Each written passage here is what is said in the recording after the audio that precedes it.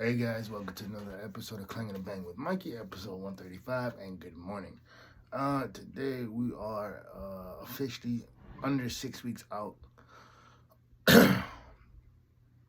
Yeah, like I said last week, your boy's tired. Yeah, I'm tired.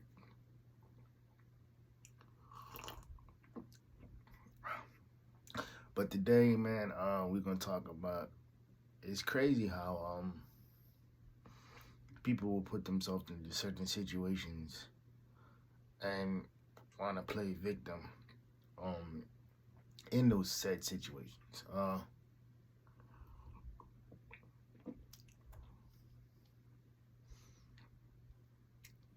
And to me, I look at it like, okay, I get it. Like, you may not have been able to recognize the red flags in the first situation you was in, but the second, third, and fourth is like, after a while, people start looking at you like it's not them, it's you. You know, it's you because you keep going after the same type of individuals, whether you want to recognize it or not. Um, I ran across this video last night, and JT Jakes was talking about hanging around with people who know nothing but fun. You know, it's detrimental to you because you've never been around people who know how to put in work to get to where they need to go, right? And it's true.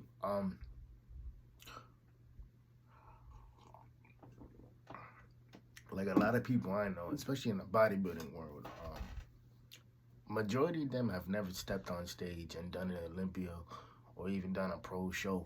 Um, or if they done a pro show, it's one of the small ones, you know, and it's like, but my goal for if you are a competitive bodybuilder and if you are lucky enough to, well, not lucky enough because I don't like the term luck because luck implies that you didn't put in the work, that you was right there for that break, right? If you were fortunate enough to win your IBB Pro card and call yourself a professional bodybuilder, but you've never done the Olympia, never done the Arnold, never done, you know, the New York Pro or any other big time pro show, the way I look at it, it's like that's like getting to the league, whether it's the NFL, NBA, NHL, I mean MLB, and and never once trying to get to the big show, you know, because that's what greatness, you know, that's what players separate themselves from the good guys, the great guys, and the legends. Um, and I think that's imperative too because at the end of the day, you're judged by how many times you've won, how many times, you know, how many championships you won, or how many trophies you won, whatever it is. Believe it or not, my favorite bodybuilder of all time, um, would probably have to be either Franco Columbu or Mark Zane. Mark Zane was he was an interesting guy because he was able to take a shape, you know, that wasn't overly huge, or he wasn't overly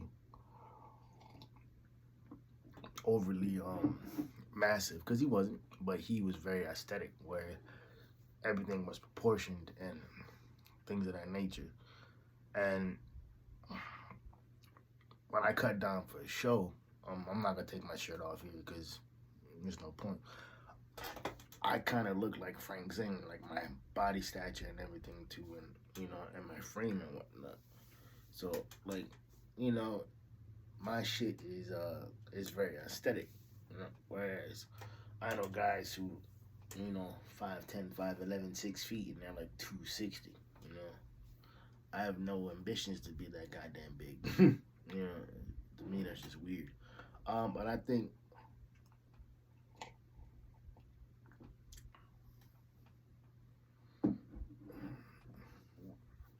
bodybuilding in itself, man, it's just something that either it's in you or you find it and it becomes a part of you. You never want to let it go. Um, yeah. Bodybuilding to me, I famously say that it saved my, you know, it saved my life. Because at one point in time it did. One point in time it took a shy, overweight kid and transformed him into what you see today. I'm the type of dude that's like, I'm confident. Some may call me cocky, but that's fine. That's their opinion, and their opinion doesn't mean nothing to me. But at the end of the day, I am who I am. Those who know me well, and I'm the type of dude. If you're gonna be in my circle, you know, we're not talking mediocrity. We're not talking, woe is me type of shit. We talking how we gonna get better. We talking about what we gonna do to maximize the potential that you have, not the potential that you want, the potential that you have. Because those are two different things, man. Everybody has potential. Everybody has things that they want to accomplish and things that they want to get done, but a lot of people lack that. They lack the determination and the drive to get it, to get it done. And a lot of people don't know how to go about that the right way. They just have a tendency to take, and then when the shit gets dried up, it gets messy. Or when they realize that they can't keep up that front anymore, they want to get defensive. They want to do X, Y, and Z, and it's like, reality. If you didn't have it from the jump, you never had it. But yeah, and which brings me to I was having a few conversations with a couple business owners that I know, and they run their own business, and we was talking about how we don't let money influence, our decision making, because back in 2018, when I had first moved to California, I was moved to California for graduate school. Didn't really work out, as you guys know. I don't have a master's degree, but that's besides the point. My uncle, he told me, hey nephew, I love you, but I'm not gonna hire you from a company because I don't hire friends and family. Because when it comes time to make a business call, and some of these business calls are rough, I don't want to, have you look at me a certain way, just because we family. And I completely understood where he was coming from. I get it, because at the end of the day, he has a job to do, and that job is to produce the best product he can. And if he has somebody on his team that doesn't do that, then that person is the weakest link. Well, I wasn't upset, wasn't mad. I completely understood it. And getting back to those two gentlemen I was talking about, they run their own business, and they made a mistake of going into business with people who were their friends, and for a while they were successful and everything too. But with success comes jealousy. With success comes envy. With success comes backstabbing. And a lot of the times people will say and do things, I don't want to say that they necessarily don't mean, but it comes out in true form. If you guys ever watched that music video Broski by Jonah Lucas, it pretty much hits everything on the spot.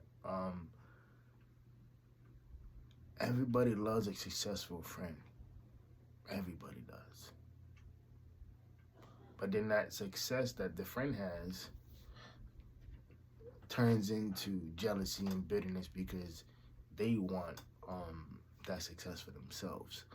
In the music video, the brother talks about he said, yeah, you did a little bit, but you could have did a little bit more. You could have broke, you could have broke me off, so a couple 100,000, this and this and that. Because I knew you from the jump. I knew you when you was depressed, when you was losing your focus, when all kinds of shit, right? People will use that against you, and it's like, for what, bro? For what? I'm the type of dude too. I don't give out money. I don't care what. I don't care what type of what the amount is.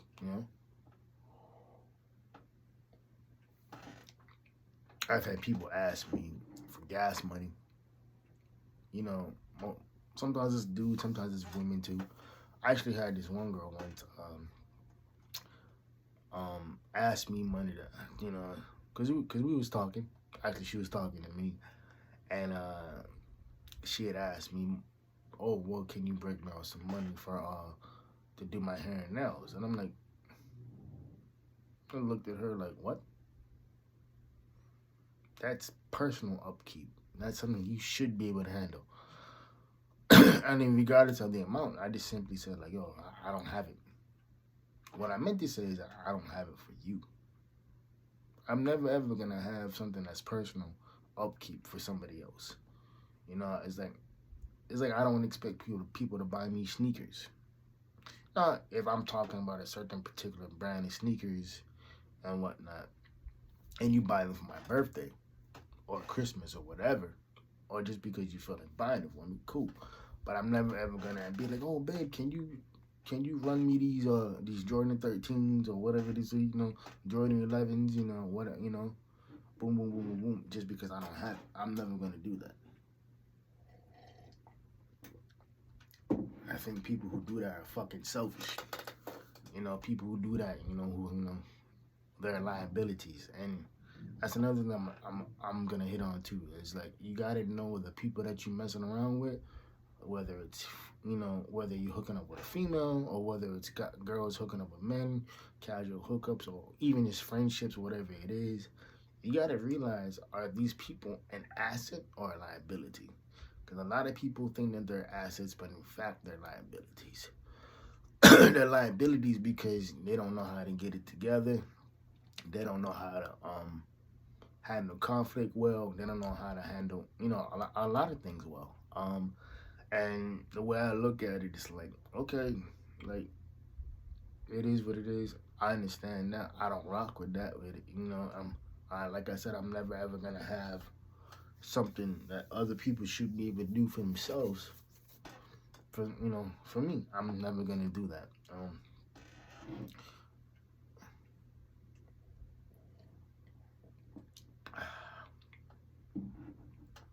I think that's extremely short-sighted and that's extremely childish to have grown individuals asking you for shit, asking you for favors, and it's like, no, bro, I don't have it. And even if I did, it wouldn't matter, you know. And I think that's